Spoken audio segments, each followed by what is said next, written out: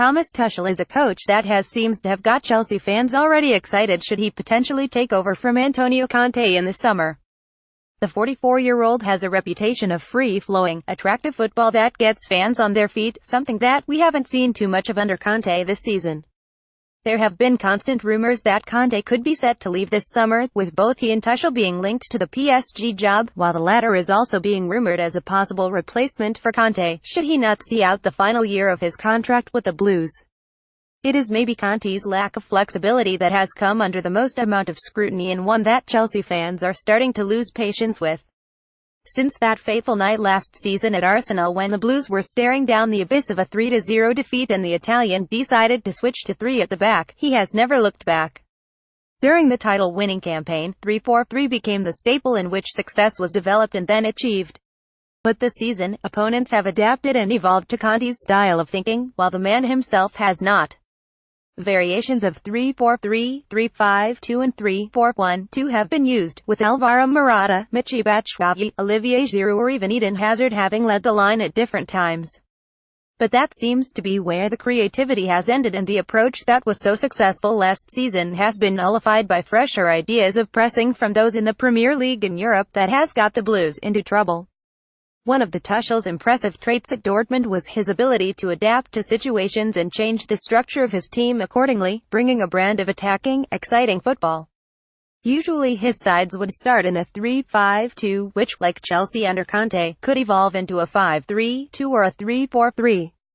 Tuchel surprised Bayern Munich with a 3-3-2-2, and while his fluidity in formations could lead to uncertainty in defense, it would provide those at Stamford Bridge with a viewing pleasure that could bring the spark back. Antonio Conte, photo by Adrian Dennis, AFP, Getty Images. Conte is bred from the Italian mindset of defend first, then attack. The word balance has been brought up so many times in press conferences you've lost count, while some feel it is restricting the Blues' creative abilities. His defensive tactics in the 1-0 defeat at Manchester City was described as a crime against football by Jamie Redknapp, while Hazard questioned the decision to play him in the false nine role. Tuchel's mentality seems far removed from that of Conte's, and Chelsea supporters might think that they would be getting a manager that could really take them places in the future.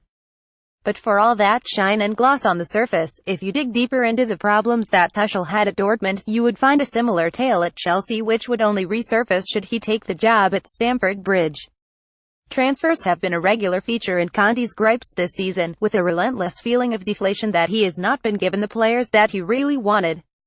Thomas Tuchel with DFB Cup trophy he won in 2017 while manager of Borussia Dortmund, photo by Pool, Getty Images. It started early in the summer with the selling of Nemanja Matic to Manchester United and then the same club signing Romelu Lukaku from under Chelsea's noses. Instead of real quality, the Blues spread their money around to make sure that they had quantity to fill the spots of those that moved on, something that Conte was not thrilled with. "I have great ambition but I don't have money for Chelsea," Conte said at the beginning of March. "The club knows very well what is my idea, what is my ambition. That is very clear. When you decide to work with this type of coach, you must understand that you take a coach with great ambition. Not a loser, but a winner.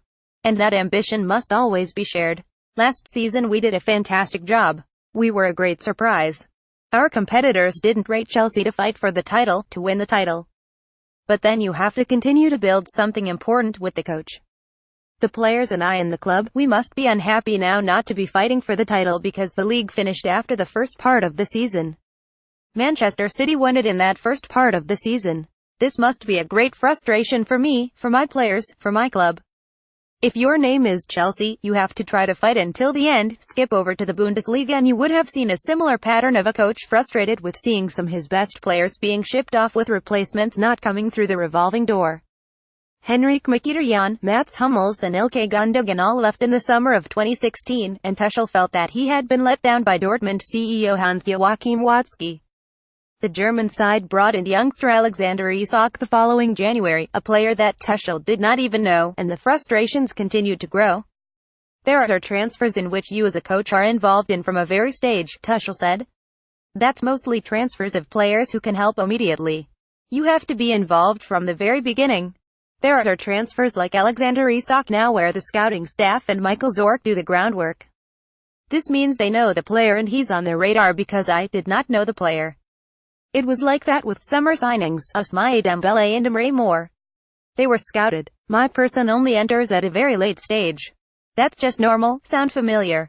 Michael Emenalo was Chelsea's technical director.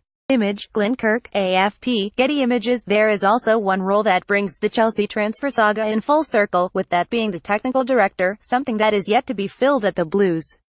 The position, made vacant by Michael Emenalo, is one that has often proved to be a mediator between the head coach and the board, a safeguard for Conte to lean on. With Chelsea's transfer style and they're willing to appoint head coaches rather than a manager that has a bigger say in transfers, it is certainly a role that will surely be filled this summer.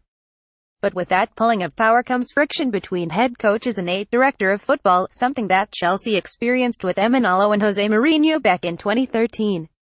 Emenalo threatened to resign his post with the return of Mourinho on the horizon, with bad blood lingering between the two. However, that was rejected by Roman Abramovich.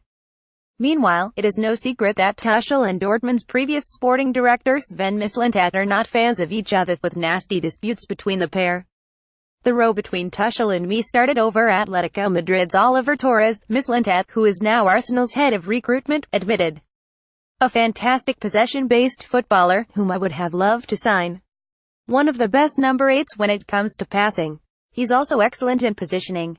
He would have been the perfect replacement for Ilkay Gundogan with a 6 months lead time. There were many things I could have done without at that time, and the same certainly applies for Thomas Tuchel.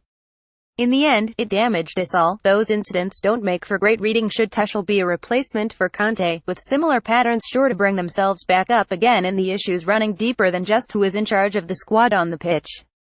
Keep up to date with the latest news, features and exclusive from Football London via the free Football London app for iPhone and Android. Available to download from the App Store and Google Play.